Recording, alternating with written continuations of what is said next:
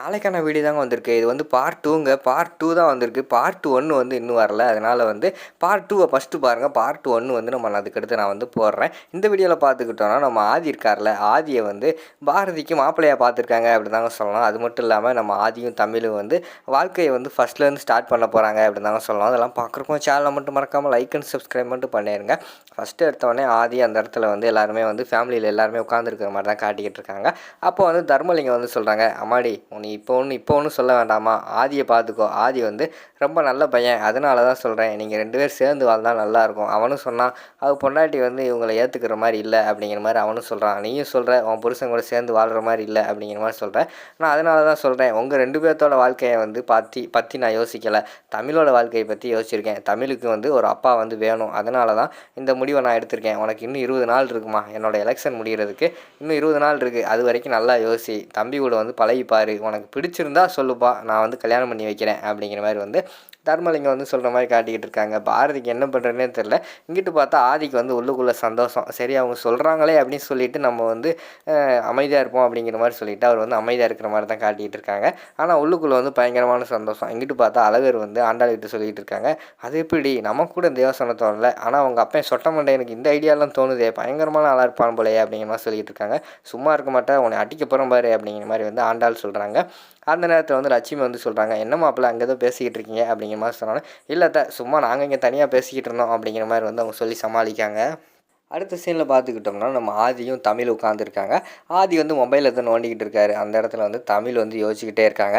என்ன தமிழ் எதையோ யோசிச்சுக்கிட்டு இருக்கீங்களே அப்படிங்கிற மாதிரி கேட்டவொடனே, இல்லைப்பா நம்ம வாழ்க்கையை ஏன் ரீஸ்டார்ட் பண்ணக்கூடாது அப்படிங்கிற மாதிரி சொல்கிறாங்க. புரியலையே தமிழ், புரிகிற மாதிரி பேசுங்க அப்படிங்கிற மாதிரி ஆதி சொல்கிறாங்க.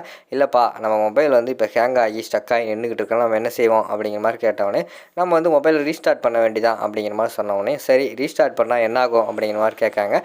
ரீஸ்டார்ட் பண்ணால் மறுபடியும் ஃபஸ்ட்லேருந்து எல்லாமே ஒர்க் ஆக ஆரம்பிக்கும் அப்படிங்கிற மாதிரி சொல்கிறாங்க. அதையே நம்ம வாழ்க்கையில் வந்து ஃபஸ்ட்லேருந்து ஆரம்பிக்கக்கூடாது, நீங்கள் வந்து ஃபஸ்ட்டு அம்மாவை பார்த்தீங்க, என்னையை பார்த்தீங்க, அது மாதிரி இப்போ ஏன் ட்ரை பண்ணக்கூடாது, நல்லாயிருக்கும்ப்பா அப்படிங்கிற மாதிரி சொல்லிகிட்டு இருக்காங்க. இது நல்ல ஐடியாவாக இருக்கே தமிழ், இது சூப்பராக இருக்குது, நாளையிலேருந்து நம்ம லைஃப்பை வந்து புதுசாக ஸ்டார்ட் பண்ணுவோம் சரியா அப்படிங்கிற மாதிரி வந்து நம்ம ஆதி வந்து சொல்கிற மாதிரி காட்டிகிட்டு இருக்காங்க. ஆமாப்பா இன்னும் 20 நாள் தான் இருக்குது, அதுக்குள்ளே வந்து எப்படியாவது நீங்கள் வந்து அம்மாவோட மனசில் இடம் பிடிச்சிருங்க, என்னால் தனியாகவே இருக்க முடியலப்பா, நைட்டெல்லாம் என்னால் தூங்க முடியல, எனக்கு வந்து உங்களோட ஞாபகமாகவே இருக்குது, அது அம்மா கிட்ட சொன்னால் அம்மா வந்து திட்டுவாங்க, அதனால் வந்து எனக்குள்ளேயே நான் வச்சுக்கிட்டு இருக்கேன்ப்பா, ரொம்ப கஷ்டமாக இருக்குது, முடிஞ்ச அளவுக்கு வந்து சீக்கிரமாக வந்து அம்மா மனசில் இடம் பிடிக்க பாருங்கள் அப்படிங்கிற மாதிரி சொல்கிறாங்க. நீங்கள் சொல்லிட்டீங்களே தமிழ், நான் பார்த்துக்கிறேன்னு அப்படிங்கிற மாதிரி வந்து ஆதி சொல்கிற மாதிரி தான் காட்டிக்கிட்டு இருக்காங்க. இன்னொரு பக்கம் பார்த்தா நம்ம ஆண்டாலும் அழகரும் பேசிக்கிட்டு இருக்க மாதிரி காட்டுறாங்க. அந்த இடத்துல வந்து அழகர் வந்து யோசிச்சுக்கிட்டே இருக்கார். என்ன ரொம்ப யோசிச்சுக்கிட்டு இருக்கடா அப்படிங்கிற மாதிரி கேட்டவனே, இல்லை உங்கள் அப்பா சொட்ட மாட்டேனுக்குள்ளே இப்படி ஒரு அறிவா, என்னால் நம்ப முடியலையே அப்படிங்கிற மாதிரி சொல்லிகிட்டு இருக்காங்க. டேய் திருப்பி வந்து எங்கள் அப்பா வந்து கிண்டல் பண்ணாத, எனக்கு கெட்ட கோபம் வந்துடும் அப்படிங்கிற மாதிரி சொல்கிறாங்க.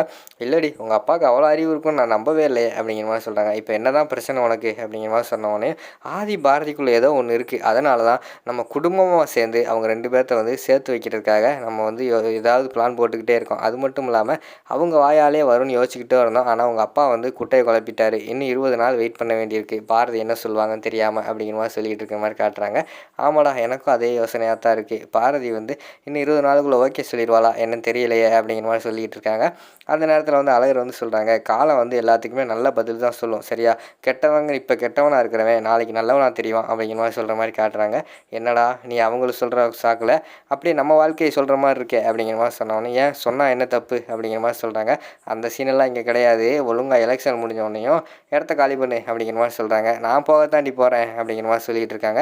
அப்போ நிஜமாவே போயிடுவியா அப்படிங்கிற மாதிரி வந்து ஆண்டாள் கேட்குறாங்க. ஆமாம் நீ தானே சொன்னேன் அன்றைக்கி சண்டையை போட்டுட்டு எலெக்ஷன் முடிஞ்சோடனே கிளம்பிடுன்னு சொன்னேன், நானும் முடிஞ்சோடனே கிளம்பிடுவேன் அப்படிங்கிற மாதிரி சொல்கிறாங்க. டேய் அன்னைக்கு நான் அப்பா கூட சண்டை போட்டதுனால நான் அப்படி சொன்னேன் அப்படிங்கிற மாதிரி சொல்கிறாங்க. அப்போனா நிஜமாவே நான் இங்கே தான் இருக்கணுமா அப்படிங்கிற மாதிரி கேட்காங்க. இல்லை எங்கள் அப்பாவுக்கு உன்னை பிடிச்சிருந்ததுன்னா நீ இங்கே இரு, இல்லைன்னா கிளம்பு, எனக்கு எங்கள் அப்பா தான் முக்கியம், எங்கள் அப்பா மனசில் இடம் பிடிச்சிட்டுன்னு வச்சுக்கோமே, எங்கள் அப்பா வந்து நீ தான் வந்து எனக்கு வந்து புருஷன் அப்படின்னு சொல்லிட்டாருன்னா உன்னை வந்து உள்ளங்கையில் வச்சு தாங்க வேண்டாம் அப்படிங்கிற மாதிரி வந்து அந்த இடத்துல வந்து நம்ம ஆண்டாள் சொல்கிறாங்க. அப்போ வாய்ப்பு இல்லடி, உங்கள் அப்பா வந்து என்னை எப்பயுமே சேர்த்துக்கிறவே மாட்டான், அதனால் நீயும் என்னை சேர்த்துக்கிற மாட்டேன், பரவாயில்ல நான் எலெக்ஷன் முடிஞ்சோடனே கிளம்புறேன் அப்படிங்கிற மாதிரி சொல்கிறாங்க.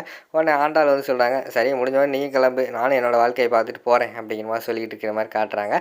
அடுத்து வந்து எல்லாருமே வந்து வீட்டில் வந்து சேரீ செலக்ட் பண்ணிக்கிட்டு இருக்காங்க. அந்த இடத்துல வந்து நான் தர்மலிங்கம் வந்து உட்காந்துக்கிட்டே இருக்கார், ரொம்ப நேரம் வெயிட் பண்ணிக்கிட்டு இருக்காரு. வீட்டில் உள்ள லேடிஸ் எல்லாருமே அந்த சேலை எடுத்து காட்டுங்கண்ணா, இந்த சேலை எடுத்து காட்டுங்களான்னு சொல்லிட்டு சேலையை மாற்றி மாற்றி எடுத்து காட்ட சொல்லிக்கிட்டே இருக்காங்க. அந்த நேரத்தில் வந்து நம்ம தர்மலிங்கம் வந்து கோவப்பட்டுக்கிட்டே ஏதாவது ஒரு சேலை எடுங்க அப்படிங்கிற மாதிரி சொல்கிறாங்க. என்னங்க நீங்கள் கடைக்கு போனால் தான் லேட் ஆகும்னு சொல்லிட்டு நான் வந்து வீட்டுக்கு வர சொல்லியிருக்கேன், நீங்கள் என்ன இப்படி சொல்லிக்கிட்டு இருக்கீங்க அப்படின்னு சொல்லிட்டு பாரதி வந்தாங்க. ஒரு சேலையை நறுக்குன்னு எடுத்தாங்க. உடனே வந்து பாரதி கிட்ட வந்து கேட்குறாங்க, என்னம்மா பாரதி அதுக்குள்ளே ஒரு சேலை எடுத்துட்ட அப்படிங்கிற மாதிரி சொன்ன உடனே, இல்லைம்மா அதாவது நமக்கு எந்த சேலை பிடிச்சிருக்கோ அதை எடுத்தால் டக்குன்னு எடுத்துடலாம், அடுத்தவங்களுக்கு எது பிடிச்சிருக்கோம் அவங்க என்ன சொல்லுவாங்க அப்படின்னு யோசிச்சுக்கிட்டு ஒரு சேலை செலக்ட் பண்ணோம்னா நான் இப்போக்குள்ளே செலக்ட் பண்ணவே முடியாது, அதனால தான் நான் வந்தேன், எனக்கு பிடிச்சதை எடுத்துக்கிட்டேன் அப்படிங்கிற மாதிரி சொல்கிறாங்க. பாரதி சூப்பர்மா, இப்படி தாம்மா இருக்கணும் அப்படின்னு சொல்லி பேசிக்கிட்டு இருக்காங்க.